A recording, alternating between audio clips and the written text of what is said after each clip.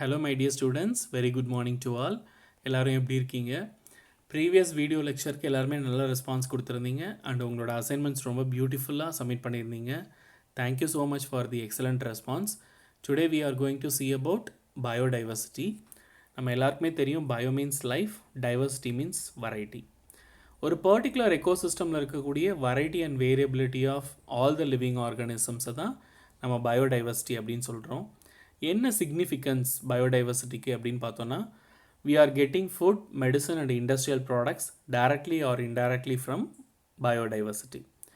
Fresh air, clean water and productive land இதெல்லாம் maintain பண்ணுறதும் protect பண்ணுறதும் பயோடைவர்சிட்டி தான். சிமிலர்லி ஃபாரஸ்ட்ரி, ஃபிஷரிஸ், அக்ரிகல்ச்சர் இந்த மாதிரியான ஆக்குபேஷன்ஸோட பேஸ் பயோடைவர்சிட்டி தான். பயோடைவர்சிட்டியில் ஏதாவது ஒரு சின்ன லாஸ் வந்தாலும் it leads to serious economic and social problems. அதனால் we must protect the biodiversity in a greater way. Now we are going to see about the classification or types of biodiversity. There are three types: genetic diversity, species diversity and ecosystem diversity. Genetic diversity is nothing but variation within the species. ஒரே ஸ்பீஷஸ்க்குள்ள உள்ள variations தான். For example bananas is a single species, ஆனால் அதுக்குள்ளே நிறைய varieties இருக்கிறது நமக்கு தெரியும். அதே மாதிரி rice is a single species, அதில் நிறைய வெரைட்டிஸ் இருக்கிறது நமக்கு தெரியும். இந்த மாதிரி ஒரே ஸ்பீஷஸ்க்குள்ள வேரியேஷன்ஸை சொல்கிறது தான் ஜெனட்டிக் டைவர்சிட்டி. அப்படி இல்லாமல் வேறு வேறு ஸ்பீஷஸ்க்கு இன்பிட்வீனில் இருக்கக்கூடிய டிஃப்ரென்சஸ் சொல்கிறது தான் species diversity. So variation among the species. For example animals எல்லாம் ஒரு ஸ்பீஷஸ், பிளான்ஸ் எல்லாம் ஒரு ஸ்பீஷஸ். ஸோ அந்த மாதிரியான வேரியேஷன் அமாங் ஸ்பீஷஸ் பற்றி பேசுகிறது species diversity. Abiotic components, biotic components, nutrient cycling, food web இந்த மாதிரியான எக்கோசிஸ்டம் பேஸ்டு டைவர்சிட்டிஸை பேசுகிறது ecosystem diversity. Now we are going to see about the biogeographical classification of India. இந்தியாவில் மொத்தம் 7 biogeographical zones இருக்குது. So இதை நம்ம ரொம்பவே டீட்டெயில்டாக பார்த்துருக்கோம். Just go through this. Next we are going to see about the values of biodiversity. So 6 major values இருக்குது. அதில் ஃபஸ்ட் ஒன் வந்து கன்சம்டிவ் யூஸ் வேல்யூ அல்லது direct value. Food, drugs, fuels இதெல்லாம் வந்து consumptive use values. Directly we are getting from the biodiversity. So first food பார்த்திங்கன்னா wild plants and wild animals எல்லாம் நம்ம டைரெக்டாகவே ஃபுட்டாக எடுக்கிறோம், நம்மளும் ப்ளஸ் அனிமல்ஸும். And more than 80 to 90% of the food crops வந்து ஆல்ரெடி வைல்டு கிராப்ஸாக இருந்தது தான். அதை நம்ம டொமஸ்டிகேட் பண்ணி நமக்கு ஏற்ற மாதிரி மாடிஃபை பண்ணியிருக்கோம். சிமிலர்லி ஃபியூவல் அப்படின்னு பார்த்தோன்னா ட்ரைபல் பீப்புள்ஸ், வில்லேஜ் பீப்புள்ஸ்லாம் டைரெக்டாக பயோடைவர்சிட்டியோட ஃபயர் வுட்ஸை யூட்டிலைஸ் பண்ணிப்பாங்க. அப்படி இல்லாத கேஸில் அங்கே இருக்கக்கூடிய கோல், பெட்ரோலியம், நேச்சுரல் கேஸ் இந்த மாதிரியான ஃபாசில் ஃபியூவல்ஸை நம்ம ஃபியூவலாக யூட்டிலைஸ் பண்ணுறோம். அடுத்து பார்த்திங்கன்னா கன்சம்டிவ் யூஸ் வேல்யூவில் ட்ரக்ஸு. மாடர்ன் மெடிசனோட 70% ஆஃப் த மெடிசன்ஸ் எல்லாமே பிளான்ட்லேருந்தும் பிளான்ட்டோட எக்ஸ்ட்ராக்ட்லேருந்து தான் டெரைவ் ஆகி வருது. சிமிலர்லி பார்த்திங்கன்னா நம்ம ட்ரெடிஷ்னல் மெடிசன்ஸான ஆயுர்வேதா, சித்தாலையும் சரி, நம்ம ட்ரைபல் பீப்புள்ஸ் யூட்டிலைஸ் பண்ணுற ஃபோக் மெடிசன்ஸ்லையும் சரி, மோர் தென் 20,000 பிளான்ட் ஸ்பீஷஸை மெடிசனாக யூஸ் பண்ணுறாங்க. இதில் பார்த்திங்கன்னா என்ன நேச்சுரல் ரிசோர்ஸ்லேருந்து என்ன மெடிசன் எக்ஸ்ட்ராக்ட் பண்ணி எடுக்கிறாங்க, அதோட யூஸ் என்ன அப்படிங்கிறது தான் இந்த டேபிள். இந்த ஃபஸ்ட்டு பிக்சர் பார்த்திங்கன்னா பெனிசிலியம் நோட்டேட்டம், ஒரு ஃபங்கஸ். அதுலேருந்து பெனிசிலின் ஒரு ஆன்டிபயோட்டிக் எக்ஸ்ட்ராக்ட் பண்ணுறாங்க. அது மாதிரி செகண்ட் பிக்சர் இஸ் ஆக்டினோமைசிட்ஸ்.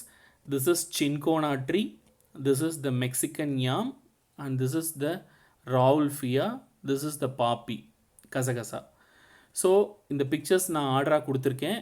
அதுலேருந்து என்னெல்லாம் மெடிசன் வருது, அதோட யூஸ் என்ன அப்படிங்கிறத இங்கே நீங்கள் பார்த்துக்கலாம். Now we are going to see about the productive use values. இது டைரக்ட் வேல்யூ கிடையாது, பட் இன்டைரக்ட் வேல்யூ.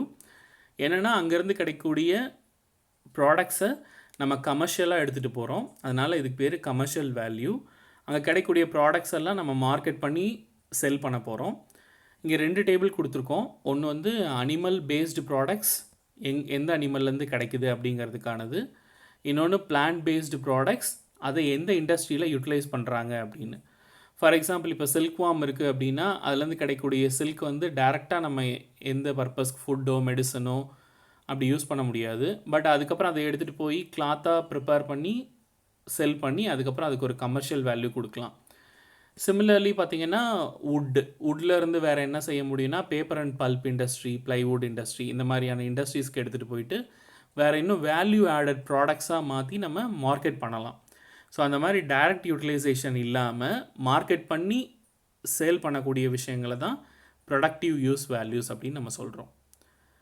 அடுத்து பார்த்தோன்னா social values. This is nothing but the societal uses of the biodiversity.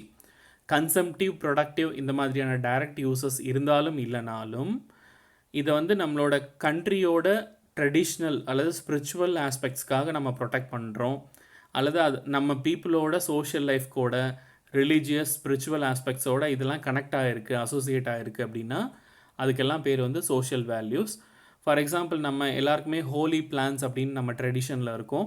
Thulasi, neem, peepal means அரசமரம், lotus, bael, வில்வம். So இந்த மாதிரியான holy plants நம்ம வச்சுருக்கோம். Similarly holy animals cow, snake, bull, so many holy animals. So இந்த மாதிரியான அனிமல்ஸும் சேர்த்துட்டு நம்ம இதெல்லாம் வந்து எந்த டைரக்டிவ் யூசேஜ் இல்லைனாலும் ஒரு சோஷியல் வேல்யூஸ் இதுக்கு கொடுத்து நம்ம இதை ப்ரொடெக்ட் பண்ணிகிட்ருக்கோம். And the next one is ethical value or existence value. எல்லா லைஃப்பையும் ப்ரிசர்வ் பண்ணணும், all the living organisms must be preserved அப்படிங்கிற ஒரு ஆஸ்பெக்டில் நம்ம நல்ல எத்திக்ஸோட ஃபாலோ பண்ணுறது தான் இந்த எத்திக்கல் வேல்யூ. ஸோ நம்ம இந்தியாவில் பார்த்தோம் அப்படின்னா பயோடைவர்சிட்டிக்கு வந்து ஒரு ரிலீஜியஸ் கல்ச்சுரல் வேல்யூ கொடுத்து அதை நம்ம ப்ரொடெக்ட் பண்ணியிருக்கோம். நிறைய பிளான்ஸ், நிறைய ரிவர்ஸ், அந்த மாதிரி ஒன்றொன்றுக்கும் வந்து ஒரு வேல்யூ கொடுத்து அதை ப்ரொடெக்ட் பண்ணணும் அப்படிங்கிற கான்ஷியஸ்னஸை நம்ம டெவலப் பண்ணியிருக்கோம். அடுத்து பார்த்தோன்னா aesthetic value. So the appearance, இப்போ பியூட்டிஃபுல் நேச்சர், இல்லை கலர்ஃபுல்லாக இருக்கக்கூடிய பட்டர்ஃப்ளைஸ், இல்லை கலர்ஃபுல்லாக இருக்கக்கூடிய பீகாக், இல்லை பேர்ட்ஸோட மியூசிக், இந்த மாதிரி எனிதிங் விச் இஸ் ஆஸ்தட்டிக். அந்த ஆஸ்தட்டிக் அப்பியரன்ஸ் வந்து நம்மளை இன்சிஸ்ட் பண்ணுது இதை ப்ரொடெக்ட் பண்ணணும் அப்படிங்கிறதுக்காக. ஸோ அந்த பியூட்டிஃபுல் நேச்சர், அந்த ஆஸ்தட்டிக் அப்பியரன்ஸ் இதெல்லாம் சேர்ந்து வர்றது தான் ஆஸ்தட்டிக் வேல்யூ அப்படின்னு நம்ம சொல்கிறோம். So ecotourism is the best example for aesthetic value. So அந்த இடத்துல என்விரான்மெண்ட்டில் அல்லது பயோஸ்பியர் ரிசர்வ்ஸ், நேஷ்னல் பார்க்ஸ்லலாம் விசிட் பண்ணி என்ன மாதிரியான ப்ரொடக்டிவ் மெஷர்ஸ்லாம் அங்கே போயிட்டுருக்கு, அண்டு அங்கே இருக்கக்கூடிய பியூட்டினஸை என்ஜாய் பண்ணுறதோடு சேர்த்து கன்சர்வேஷன் ஆஃப் என்விரான்மெண்ட்டையும் நம்ம லேர்ன் பண்ணிக்கிறோம். அந்த last one is the optional value. இன்றைக்கி அதோட யூசேஜோ வேல்யூவோ தெரியாமல் இருக்கலாம், பட் ஃப்யூச்சரில் கண்டிப்பாக அதை பற்றின யூசேஜ் தெரிய வரும். ஸோ இன்றைக்கி இருக்கக்கூடிய ஒரு ஸ்பீஷிஸை நாளைக்கு வேல்யூபிள் ஸ்பீஷிஸ் அப்படின்னு என்னால் ப்ரூவ் பண்ண முடியும் அப்படின்னா அதுக்கு பேர் optional value. So for example biotechnology, it is flourishing. அதில் வந்து யூஸிங் பயோடெக்னாலஜி நம்ம நிறைய மெடிசன்ஸ் ப்ரிப்பேர் பண்ண முடியும் அப்படிங்கிறத இனி ப்ரூவ் பண்ண முடியும்.